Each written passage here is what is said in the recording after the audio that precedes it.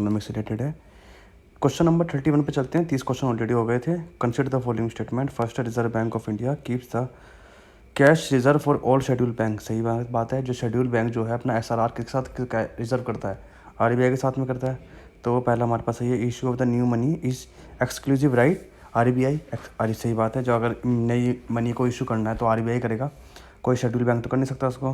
Reserve Bank of India acts as a banker to the government. ये बिल्कुल सही है। तो 1 2 3 बहुत सिंपल क्वेश्चन है ये कि गवर्नमेंट का बैंकर्स कौन है। गवर्नमेंट को अगर पैसे चाहिए तो कौन देगा? आरबीआई देगा। तो 1 2 3 तीनों आंसर सही है। आंसर होगा इसका डी, मतलब यहाँ पे तो सी है। ठीक है, आइए क्वेश्चन नंबर चलते हैं 32 पे।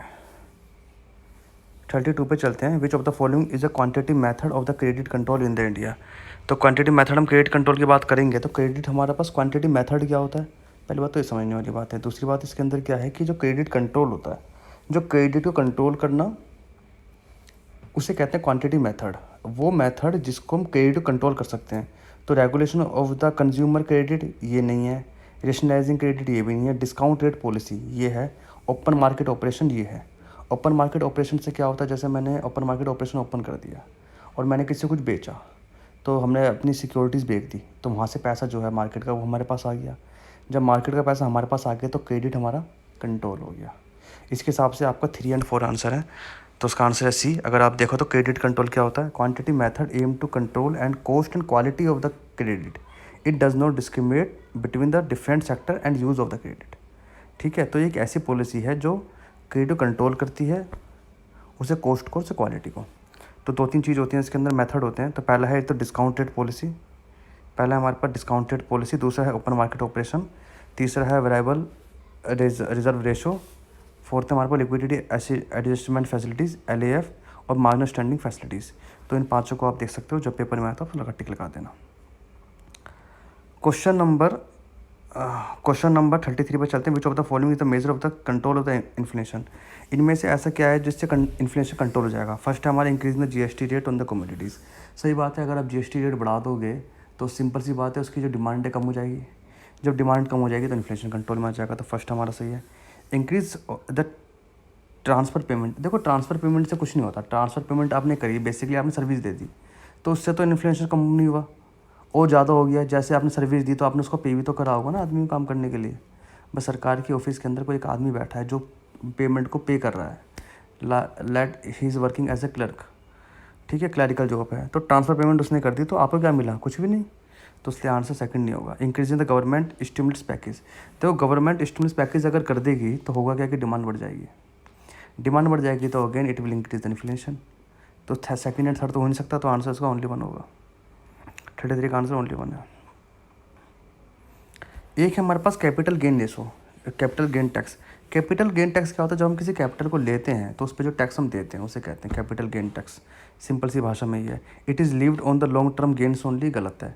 ओनली जहाँ भी दी जाए ना समझ लो गलत ही है। It is levied on short and long term gains. तो फर्स्ट हमारा गलत हो गया। Capital gains tax in the India need not to paid in the case the individual inherit the property there is no sale. हाँ ये सही है। तो आंसर सेकंड हमारा सही है। तो ठीक है, ओनली 2 आंसर होगा इसका। ठीक है, तो यहाँ पे सुन लो कैपिटल गेन क्या होता है। Capital gain can be defined as any profit that received through the sales of the capital asset. जो आप किसी कैपिटल एसेट को सेल करते हो तो उससे जो प्रॉफिट आता है उसे कहते हैं capital gains. The profit that is received fall under the income category. ये आपकी इनकम कैटेगरी के अंडर में आता है। Therefore a tax needed to be paid on the that. इसलिए आपको उसके ऊपर टैक्स पे करना पड़ता है।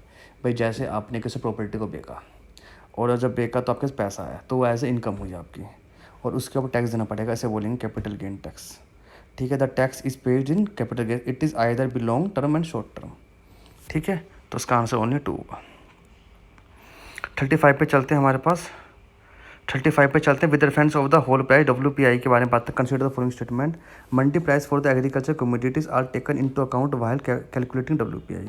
सही है। जब आप WPI को कैलकुलेट करते हो, होल प्राइस इंडेक्स कैलकुलेट करते हो, तो आपको जो मंडी प्राइस है एग्रीकल्चर कमोडिटीज़ का वो कंसिडर करना बहुत जरूरी है। सही बात है, क्योंकि सब कुछ वहीं से तो कैलकुलेट हो रहा है।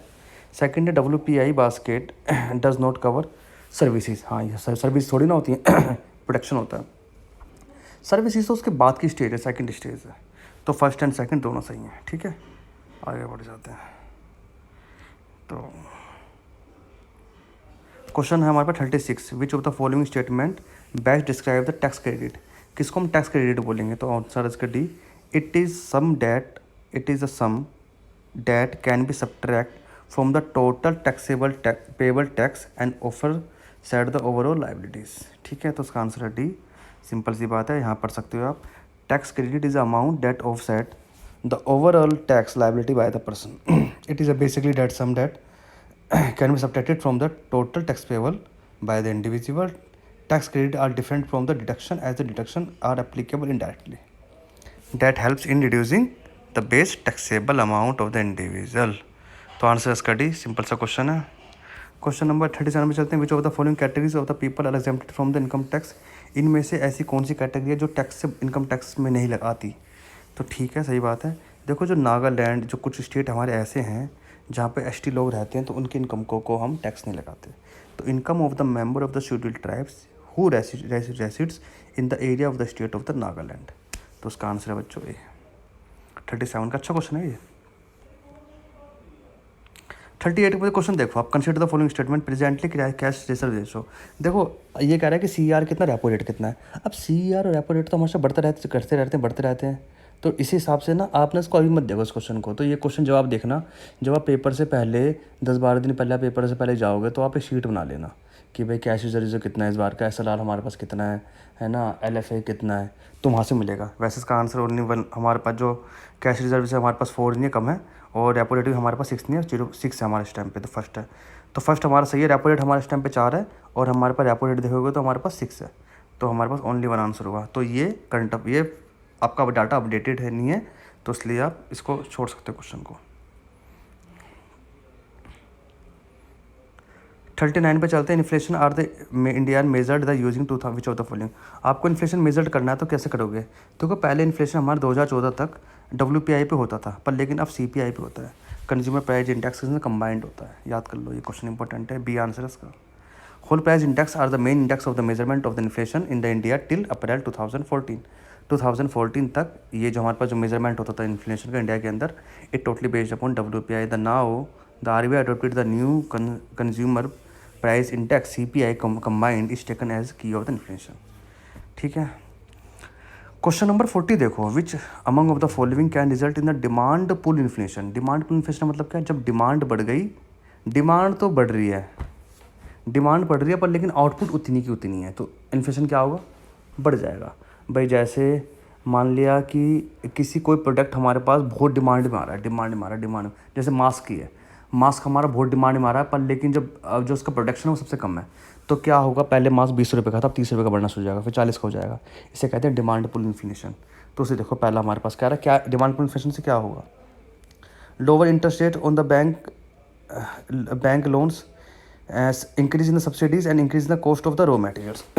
देखो increase in the cost of the raw materials, इस पर तो कोई हमारे पास फर्क पड़ेगा नहीं, पर increase in the interest rate on the bank loan, अगर हमारे पास बैंक का लोन की इंटरेस्ट रेट हम कम कर देते हैं तो होगा क्या कि जो लोग हैं ना ज़्यादा लोन लेने आएंगे। भाई मान लिया कि अभी हमारे पास बैंक का जो लोन है वो 5% पे 10% मिल रहा है।